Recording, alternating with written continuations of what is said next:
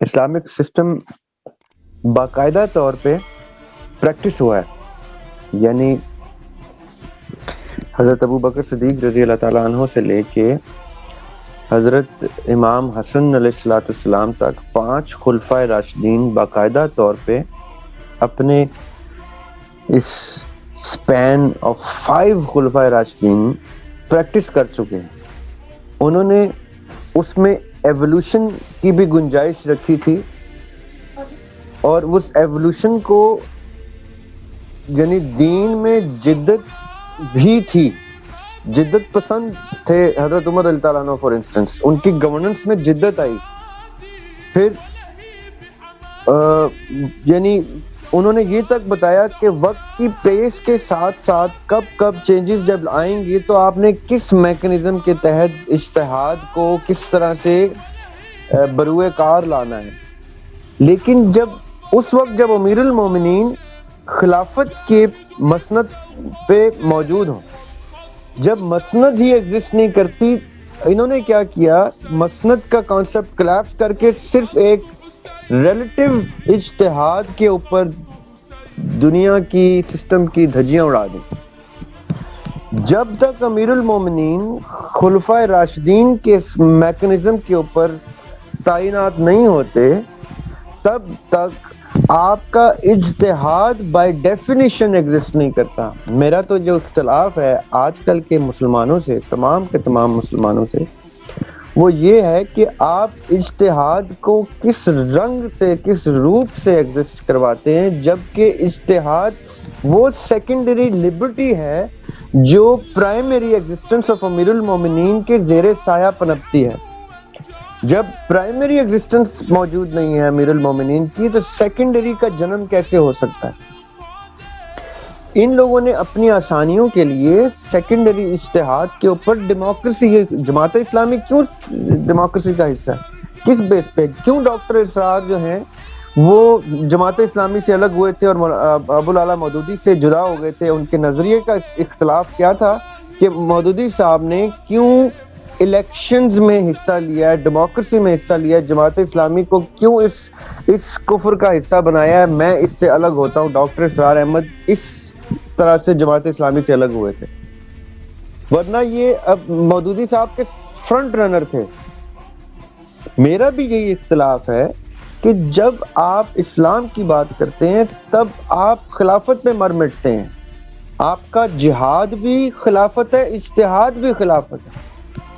آپ نے اگر جہاد اور اجتہاد کو رنگ ہی کچھ اور دے دیا تو پھر آپ اسلامی جہاد یا اسلامی اجتہاد نہیں کر رہے، آپ کوئی ریلیٹیو سٹیٹ جنریٹ کر رہے ہیں جو اتنا رسکی افیئر ہے کہ آپ کی وہ سو کال جہاد بھی موت میں کنورٹ ہو سکتا ہے، اور وہ اور جنت بھی دوزخ میں کنورٹ ہو سکتی.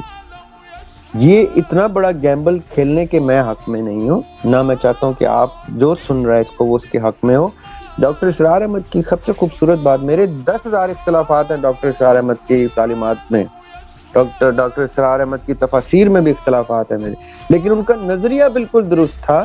کہ ان کا نظریہ یہ تھا کہ اس وقت امریکہ کیا کر رہا ہے جو پاکستان کو کرنا چاہیے، جو مسلمانوں کو کرنا چاہیے.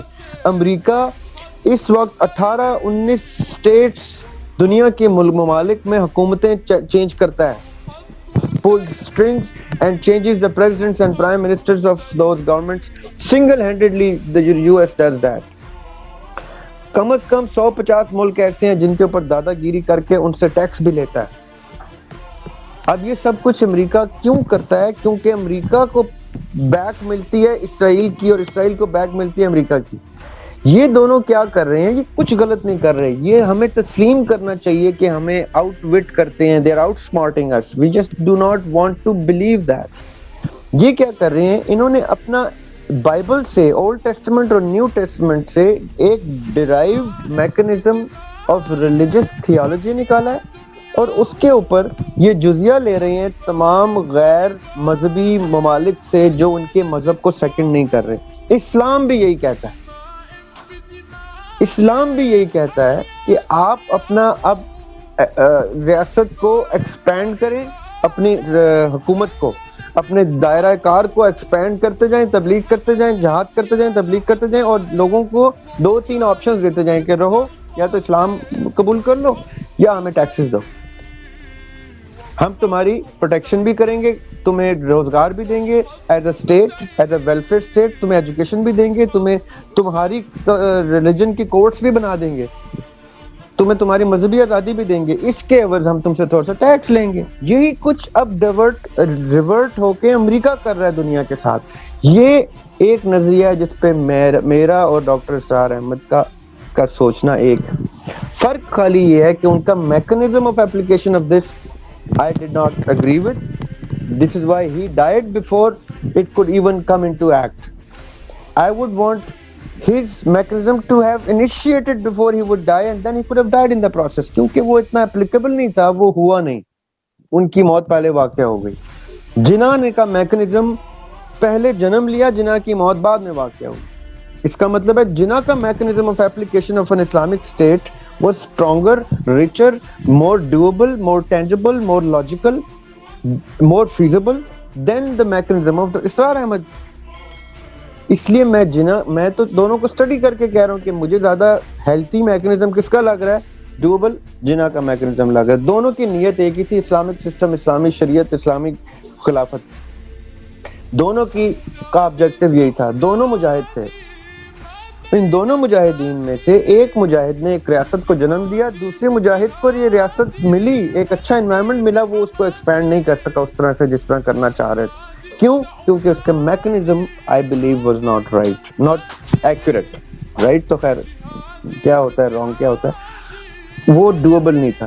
اب آپ نے جو سوال کیا کہ اسلام کو کیسے ہم نے اس ساری ڈسکشن میں اسلام کی اپلیکیشن کیا ہے، اسلام کی پاسبلٹی کیا ہے، پروبیبلٹی کیا ہے، انیشیشن کیسے ہوگی، یہ ساری چیزیں اب آپ نے اور میں نے اپنے اپنے دماغوں میں ڈرا کرنی ہے، آپس میں ہم نے اکٹھے ہونا ہے کسی اسی طرح کے پلیٹ فارم پہ، اور یہ چیز فلرش کرنی ہے۔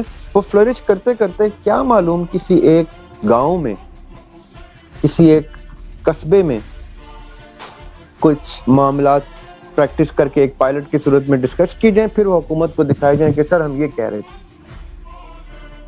آپ اب الیکٹڈ پرائم منسٹر ہیں، آپ یہ میکنزم پاکستان پہ چلائیں، اور اب آپ اس ساری ڈسکشن کے بعد امریکہ کے اس سارے سٹینس کو اور پاکستان کے سٹینس کو دیکھیں تو آپ کو پتہ چلے گا کہ امریکہ غلط نہیں ہے، وہ بس طاقتور ہے، اس کا میکنزم وہ جیت رہا ہے۔ جس دن آپ طاقت میں ہوں گے امریکہ نیچے آ جائے گا یا دنیا نیچے آ جائے گی۔ یہ جو جنگ ہے یہ بیسکلی اس application of Old Testament, New Testament and قرآن کی ہے۔ یہ ایک ہی ٹیسٹمنٹ ہے کلیکٹیولی، اور ان کے ماننے والے اپنے اپنے ڈرائیوڈ طریقوں سے اس چیز کو اپلائی کر رہے ہیں۔ اب آپ اسلام کو اپلائی کرنا چاہتے ہیں تو اسلام کے طریقوں سے کریں، اور جس میں خلافت is the only mechanism that you are allowed to do، کیونکہ نبوت آپ لا نہیں سکتے، امامت آپ لا نہیں سکتے، وہ رب نہیں لانی ہے، تو خلافت آپ لا سکتے ہیں، کیونکہ جب آقا علیہ السلام کا وصال ہوا تھا تو امامت بھی موجود تھی، خلافت بھی موجود تھی، اور وہ دونوں لے کے چلے تھے۔ ہم نے کیا کیا، خلافت بھی مار دی، امامت بھی مار دی، اب ہم بالکل یتیم ہو کے بیٹھے ہوئے ہیں۔ اب ایک امامت نے آنا ہے، ایک نبوت نے آنا ہے آگے چل کے، یعنی نبوت میننگ حضرت عیسیٰ علیہ السلام۔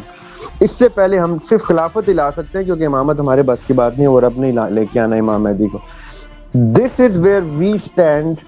We need to reinstate خلافت to pave the way for the امامت، and to do that آپ کوئی بھی میکنزم ٹرائی کریں، کسی بھی طرح سے کریں، اس کو فلرش کریں، اس کو اویئرنس کی صورت میں لائیں۔